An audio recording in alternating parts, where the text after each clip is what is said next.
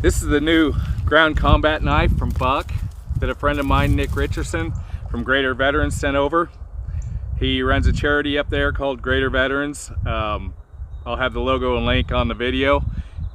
Check it out, he does some good work. Okay, this is the knife. It's 10 3/4 inches long, 5160 high carbon spring steel. It has linen micarta or G10 scales on it, and I do believe these are the linen micarta. I like either or. This is a spear point. It comes in the spear point or a Tano blade. I'm not a big fan of the Tano blades. It's Cerakote covered to make it pretty impervious to most anything you want to get. The only thing that's left exposed really is the edge. It is a full tang, as you can see, all the way through to a hardened butt cap, which it will sink in pretty good. We'll do some more with that later. It's got a hard sheath with retention, a good solid retention. It's adjustable with these 2 screws. My deal is usually tighten it up, and if it's a single edge, you can just pop it real quick. It's got a lockdown on it. It's MOLLE compatible with it. You can also take it off the scabbard itself, off the main body of the sheath, and tie it to whatever you need or fix it. It's got a leg strap, which for me that really doesn't do a great deal. But it's multiple secure systems, belt loop, the whole bit. Usually I'm not a big fan of fighting knives. This one actually kind of surprised me. I like the feel of it. It's heavier than I actually thought it would be. It weighs in at 9.9 ounces. It doesn't look like it would be, it doesn't feel overly heavy, but I was just kind of surprised just by the thickness of the blade. It seemed like it'd be lighter. Okay.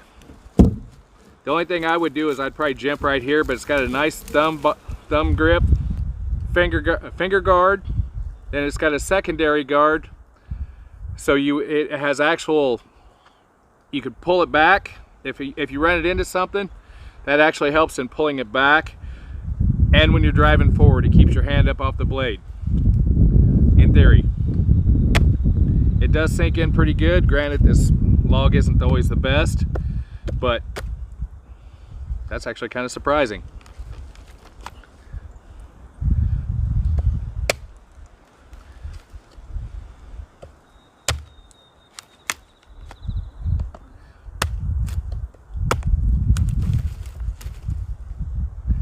Generally, fighting knives are kind of useless for anything else. This one actually has a good enough shape that you can do all kinds of things with it, such as like fur sticks, feather sticks, whatever you want to call them. This has a good edge. I like it.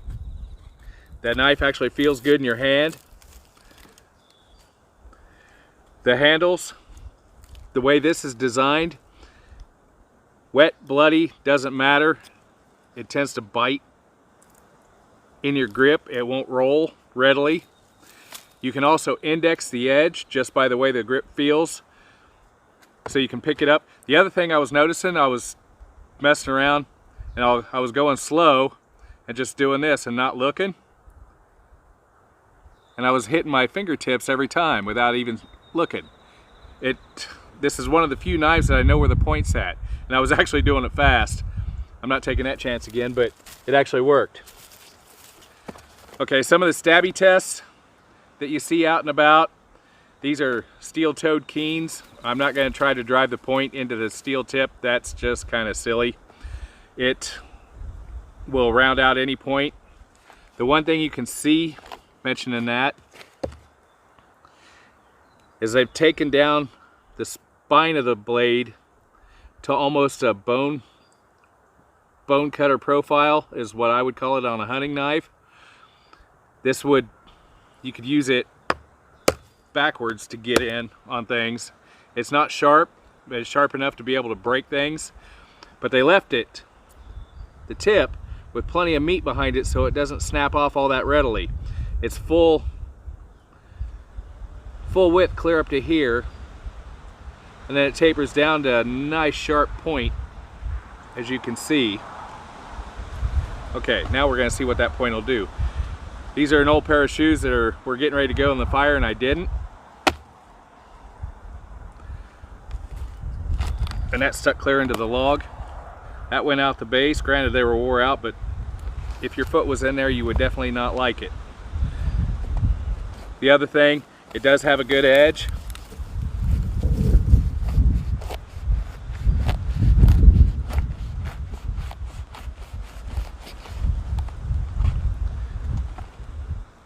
It did absolutely nothing to it. And cutting soles like this is kind of a pain in the butt, as you can see. They're pretty tough for a reason. That's why they use them for a sole. But it gets through and it cuts it.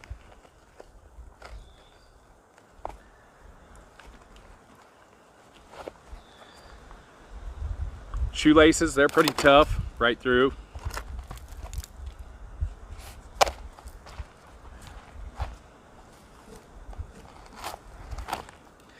So, in any sort of hard body armor, this, you're out of luck getting through it. Your soft armors, I like this sort of point. If you're going to go through a soft body armor, the spear point, because as you're driving it in, the tip forces the fibers apart. Then this edge will push the cutting edge into the other fibers and cut. You could run it in. The more force you put behind it and keep pushing, it'll keep going down. So, but it does cut. Cuts quite good.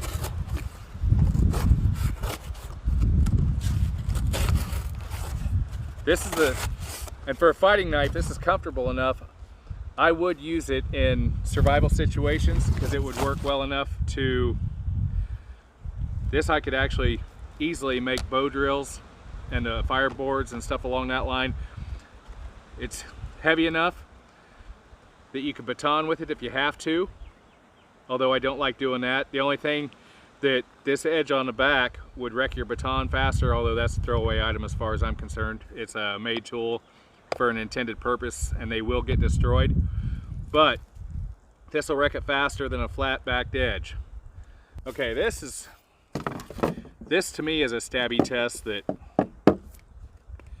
I'm going to try. This is fiberglass sheeting that come from a company that makes doors and stuff. So we're going to see what this does. It's not incredibly thick, 1/4 inch or so, but fiberglass is kind of tough.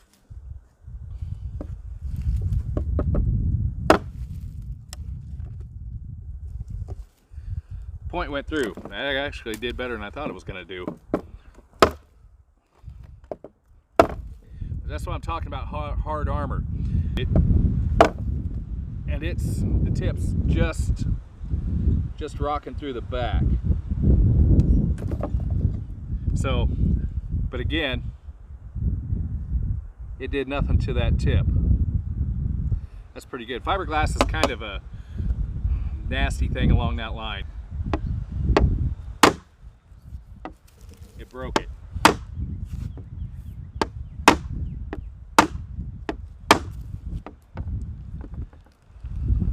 Breaking the surface up. This stuff is incredibly dense and hard. This is tougher than a lot of fiberglass you see out there. It's multi-layered and it's built so it isn't easily broken because this is used for vehicle applications. So it's a little tougher than normal.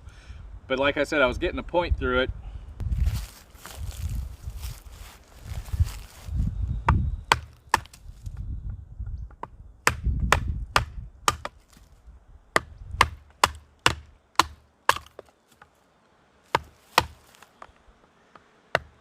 This is a piece of oak.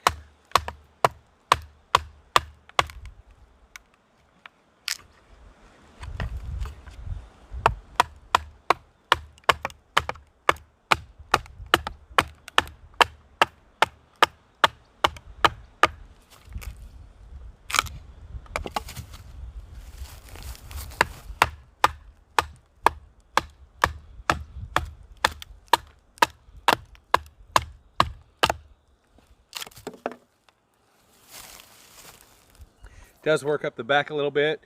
Like I said, these don't matter. These are a throwaway item. Nothing. That's what you want to see. No damage. That Cerakote's on there pretty damn tough because it didn't want to come off.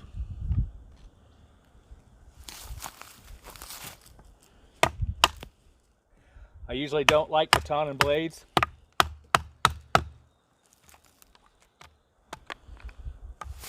Getting into a knot there.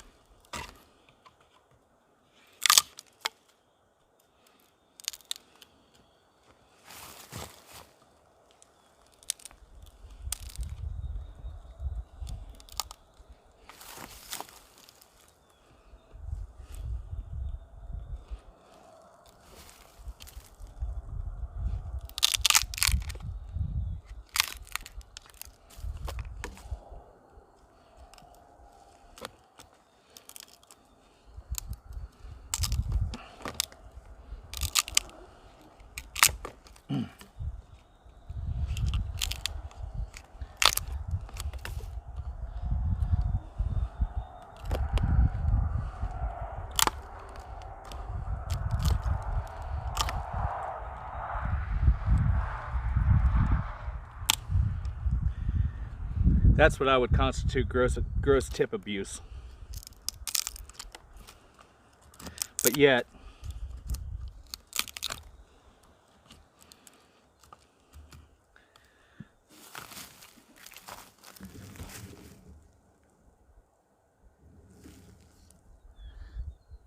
that's why that's designed that way. Keeps you from snapping that point off when you're doing silly stuff with it.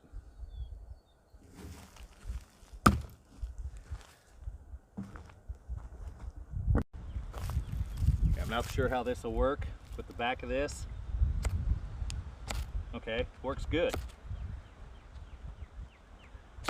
It's got a sharp enough spine it'll actually drag off a fire steel. It took just a little bit of the Cerakote off the edge.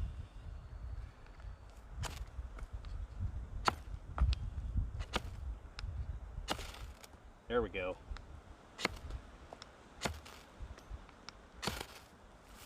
That works great.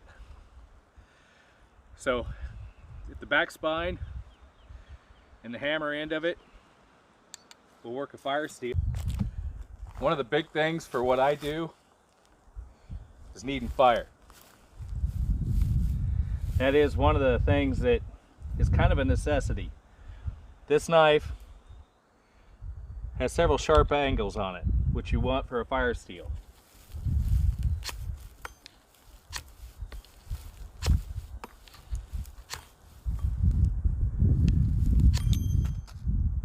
There we go.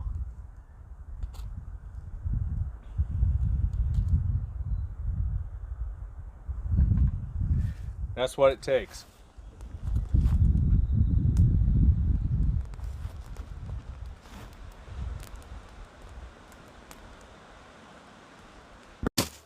Ground combat knife by Buck. It's made in America. It has a forever warranty on it, their forever warranty, and it's against defects in manufacturing and things along that line. They, like a lot of companies, don't cover stupidity, so if you're shoving this in a car door trying to cut lug nuts off, something stupid like that, and break it, that's on you. I know this product, I like it. I wouldn't have a problem buying it. It's a good knife, it feels great, and it is a lot better than what I was expecting, to tell you the truth. I'm not a big fan of fighting knives. This kind of bridges the gap between two, I think. So I'm Todd Jaderborg with Odin's Wolf Survival, and thank you, Nick from Greater Veterans, for sending this knife. We'll have the information up, and look for a few more things from Buck. I've got a couple of things that I'm testing from them, so the next video, I'll have a 3-part video series coming out on their Compadre series. This ought to be a rather interesting experience.